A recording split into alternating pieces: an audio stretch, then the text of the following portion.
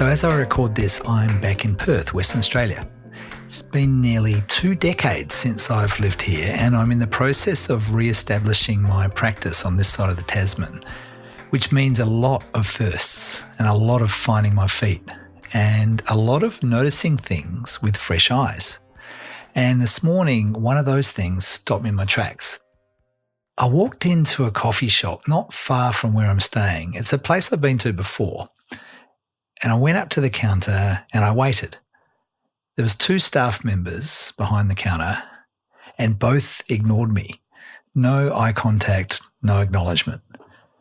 So after what felt like a reasonable amount of time, I offered a loud hello in their general direction. And I got back a muted hi from one of them and nothing from the other. I waited another minute and then I walked out. And I walked down the street to the other coffee shop. It was one I hadn't been to before, and I was met with a huge smile and, "Hi, how's your day going? What can I get you?" And we had a chat about my name, and she asked, "Hey, cool, what's that short for?" and other inconsequential stuff like that.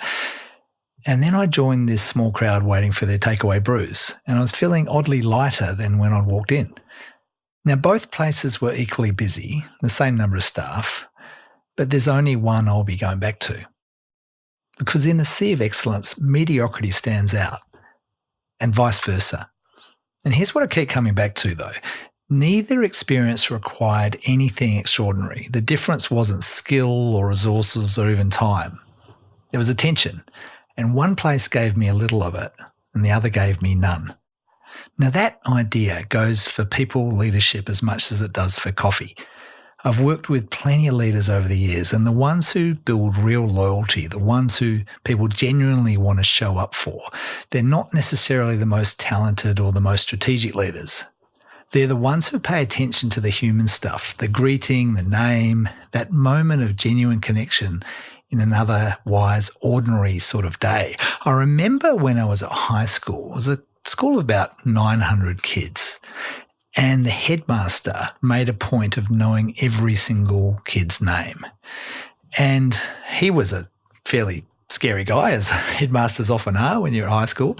But man, what a human. And he's a guy that really shaped me, not because I had a lot of interaction with him, but because whenever I did have an interaction, I felt a little bit more special. I felt seen. This doesn't need to be big stuff. It just needs to be human stuff. So I'll leave you with a couple of questions to sit with. When did someone last make you feel genuinely seen at work? And when did you last do that for someone else? Thanks for listening. If something in this resonated, I'd love to hear from you. You can find me at digbyscott.com. Just check me out, drop me a line from there. And if you've got a friend or a colleague who you reckon could use a little of this today, then please share it with them and maybe make their day. I'm Digby Scott, and this is Dig Deeper. Until next time, go well.